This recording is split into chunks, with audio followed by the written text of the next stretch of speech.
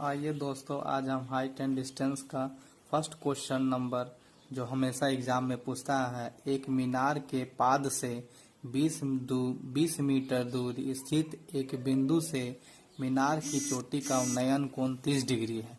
तो मीनार की ऊंचाई क्या होता है? देखिए, इसको आंसर है। इसका आंसर हम कैसे बनाएंगे? एक मीनार, ठीक है, ये क्या है? एक मीनार है।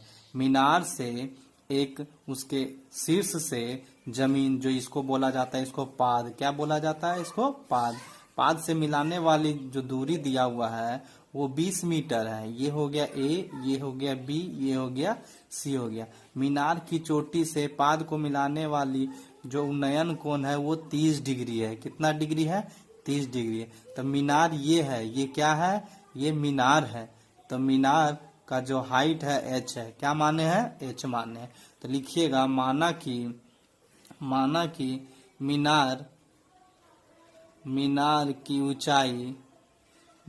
की ऊंचाई बराबर एच। मीनार की ऊंचाई बराबर एच मानिएगा। फिर उसके मीनार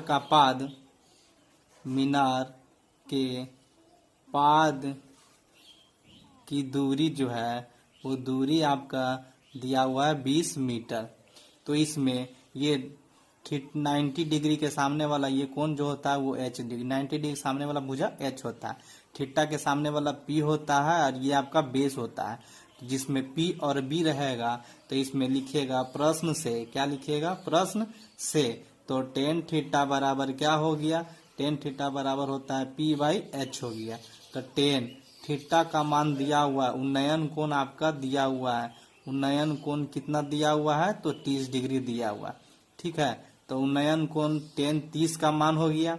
टेन 30 का मान, पी का मान हो गया एच, बी का मान हो गया 20 हो गया।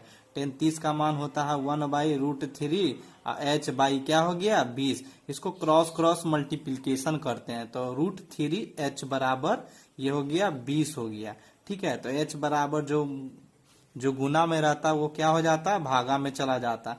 तो हाइट आपका निकल के आ गया 20/√3 मीटर। ये आपका क्या हो गया? आंसर हो गया। अब इसी का शॉर्ट ट्रिक देखिए, ट्रिक कैसे होता है जिसको हम जस्ट तुरंत बना सकते हैं।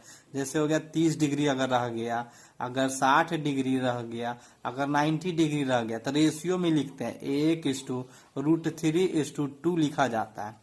तो देखिए, ये 30 हो गया, ये आपका क्या हो गया? 60 हो गया। 60 के सामने वाला जो भुजा है वो कितना है? 20 है। 60 के सामने वाली भुजा 20 मीटर है। तो 60 का रेशियो में कितना हो गया?